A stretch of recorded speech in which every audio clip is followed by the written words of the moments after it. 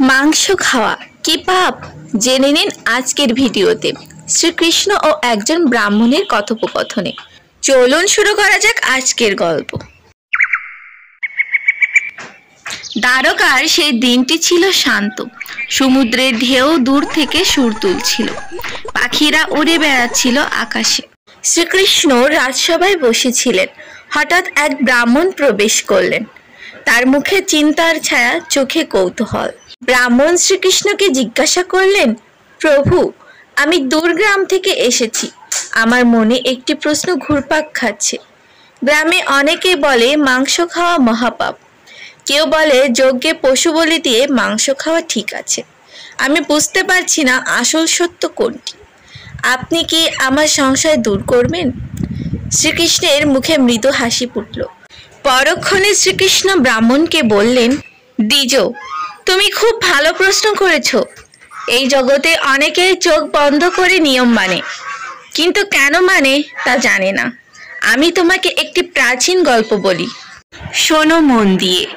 অতি প্রাচীনকালে এক রাজা ছিলেন রুরু। তিনি ছিলেন সাহসী ও শক্তিশালী, কিন্তু শিকার ছিল তার প্রিয় খেলা। প্রতিদিন তিনি বনে যেতেন এবং অসংখ্য হরিণ, খরগোশ হত্যা করতেন।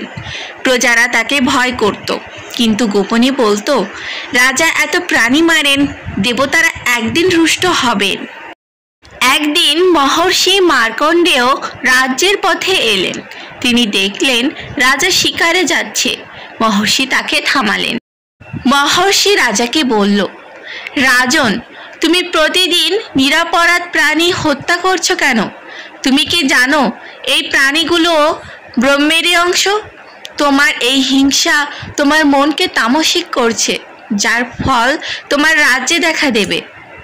রাজা রুরু প্রথমে অবহেলা করলেন, বললেন, মহর্ষি, আমি রাজা, আমার বিনোদনই আমার অধিকার। প্রজাদের জন্য আমি যজ্ঞ করি, দান করি। কিছু প্রাণী শিকার করলে কি আসে যায়?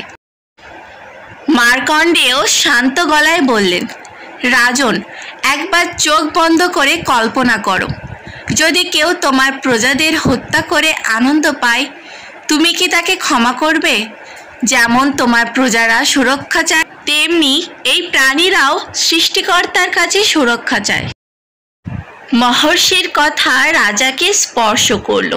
তিনি ভাবলেন, আমি যদি প্রজাদের রক্ষক হই, তাহলে আমাকে সকল জীবের রক্ষক হতে হবে। সেই দিন থেকে রাজা শপথ করলেন, আজ থেকে আমি আর প্রাণী হত্যা করব না। অবাক কাণ্ড! ফলস্বরূপ রাজ্যে অদ্ভুত পরিবর্তন ঘটল। প্রাণীরা ভয়হীন হলো, বৃষ্টি ঠিক সময়ে এলো, ফসল প্রচুর হলো, প্রজারা সুখী হলো। রাজা নিজেও অনুভব করলেন তার মন শান্ত হয়ে গেছে। রাজা রুরুর গল্পটি শেষ করে কৃষ্ণ ব্রাহ্মণের দিকে তাকিয়ে বললেন, দেখলে দ্বিজ, যখন মন হিংসা থেকে মুক্ত হয় তখন পৃথিবীও বদলে যায়। কিন্তু মনে রেখো, আমি কাউকে জোর করে মাংস খাওয়া বন্ধ করতে বলি না। যদি কারো জীবনের জন্য তা প্রয়োজনীয় হয় তবে তা পাপ নয়, কিন্তু যদি লোভ, স্বাদ ও আনন্দের জন্য প্রাণ হত্যা করা হয় তাহলে তার হৃদয়কে কঠোর করে দেয়। ভক্তি কাউকে বাধ্য করে না, ভক্তি হৃদয়কে কোমল করে। যখন মানুষ সত্যিকারের প্রেমে আমার নাম জপ করে, তখন তার মনে এমন পরিবর্তন আসে যে সে নিজে থেকে হিংসা ত্যাগ করে। ব্রাহ্মণের চোখে জল এসে গেল। তিনি বললেন, মাধব, আজ আমি বুঝলাম, পাপ শুধু বাহ্যিক কাজে নয়, পাপ মনেও হতে পারে। যে হৃদয় দয়ায় ভরা, সে কখনো প্রাণীর কষ্টে আনন্দ পাবে না। কৃষ্ণ স্নেহ ভরে বললেন, সঠিক বলেছ দ্বিজ। দয়া, সহমর্মিতা আর ভক্তি মানুষের প্রকৃত ধর্ম।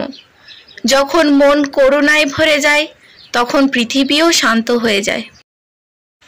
বন্ধুরা, কৃষ্ণ আমাদের এখানে একটি গভীর শিক্ষা দিলেন। যখন আমরা অহিংসা মেনে চলি, তখন আমাদের মনও শান্ত থাকে। পাপ শুধু বাহ্যিক কাজে নয়, পাপ মনেও হতে পারে। যে হৃদয় দয়ায় ভরা, সে কখনো অন্যের কষ্টে আনন্দ পাবে না।